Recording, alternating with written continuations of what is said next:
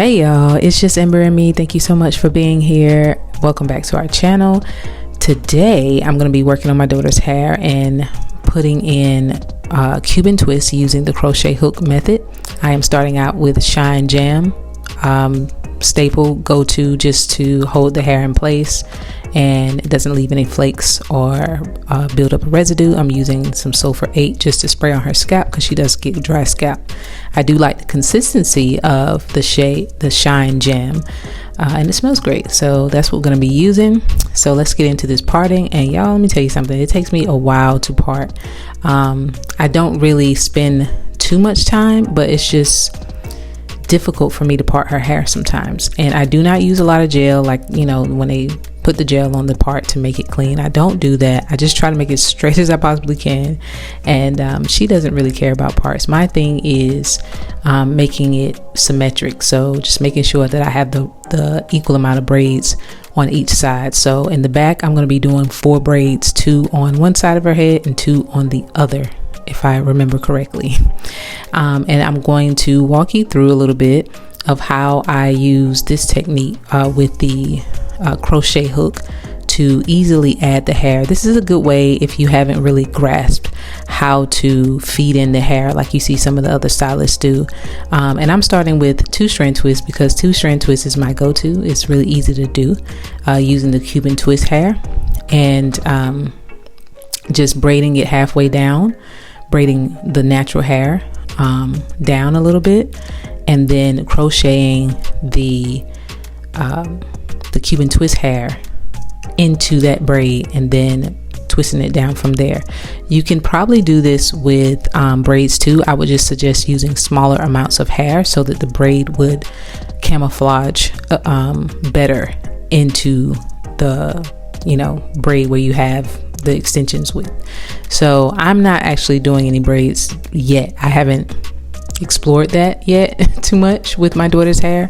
I do cornrows, but I haven't added any hair doing braids. So most of my videos you'll see me doing twists for now, but sooner or later I will do some braids as well. So as you can see here, I'm just I already put the braid in right halfway down, and you put your needle through. Make sure it's open when you put it through, and I usually do it diagonally just so when I feed the hair back through it, it kind of covers her braid a little bit better and it's easier to twist it in. And you put the hair on, you hook it on, and then you close it, and then you pull it through just like you would if you were crocheting. And then you find the opening and just pull one side through. Just find which side that you want to pull through, as you can see me doing here, trying to figure out which one I want to actually feed through to the other side to make sure I'm pulling it from each angle correctly. And once you do that, you just make sure they're even and lined up at the bottom so that when you finish twisting it all the way down, you have the even sides and one doesn't run out before the other. And here I'm dividing the hair up, so the little part that you left undone from the braid, you just divide it up between the Cuban twist hair that's already divided up as well. And I just take it and twist it around each side of the each strand of the hair that I have in my hands. I take her hair and I wrap it around just so I know that as I start to actually 2-strand twist the 2 ends together, that her hair is really kind of twisted around in there, and it'll stay longer and stronger and blend well. It'll blend a lot better when you do that. So just take a look at me working through this section of the hair. And if you watch this far and feel like this video is helping you figure out how you want to add your own Cuban twist in your or your daughter's or someone else's hair, please go ahead and like and subscribe, and and support our growth of this channel. It's a new channel that I'm starting with me and my daughter that basically just kind of shows a little glimpse of our life, as well as our hair journey with natural hair and maintaining her hair, as well as my own. I'll be sharing videos with my lock journey. I just started locking my hair again for the third time. And so if you are interested in just seeing some of that growth and how we go about maintaining our hair and some of the creative ways that I tend to just like improvise on some things, then please do so by liking and sharing and subscribing and commenting below.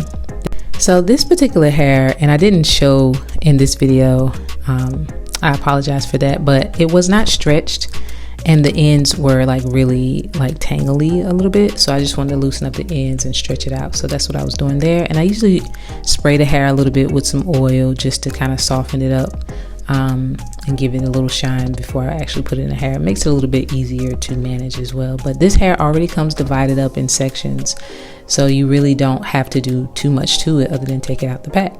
So here's a closer look where you can see how I divide the two pieces and wrap them around the Cuban twist hair and then start the 2-strand twist from there. As you can also see, I'm adding a little bit of the gel or the jam to her hair as I go down, just to make sure that it stays in place, so that it has some hold there. And that's pretty much the process, and I just do that all over her head.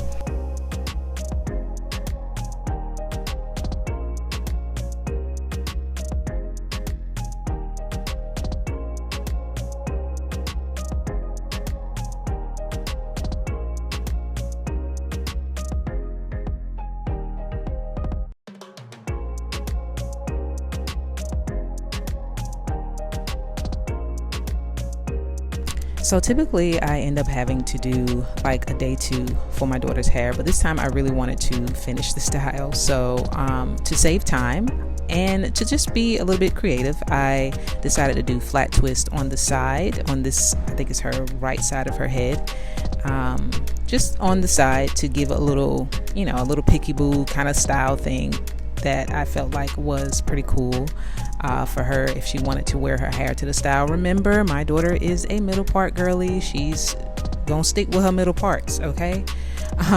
But in the spirit of just wanting to explore something different and adding hair to the end of a braid or a flat twist, I wanted to explore what that would be like, because I've been dying to do cornrows on my daughter's hair, like all the way back, different designs all the way back, but she won't let me do the Dolce, you know, she won't let me evoke that, and I feel like I could if she would allow me. But she has her very specific desires, and again, I deal with a lot of sensory issues with her in, you know, sitting for long periods and me in her head, certain areas of her head, so I have to be mindful of that too and honor what she desires for her own hair. But that is what we're doing here, and you know, I think that's a really cool way to go ahead and get finished if you're pressed for time, or if you want to cover more of the head, you can do something like this and you'll see at the end what the results are. So yeah.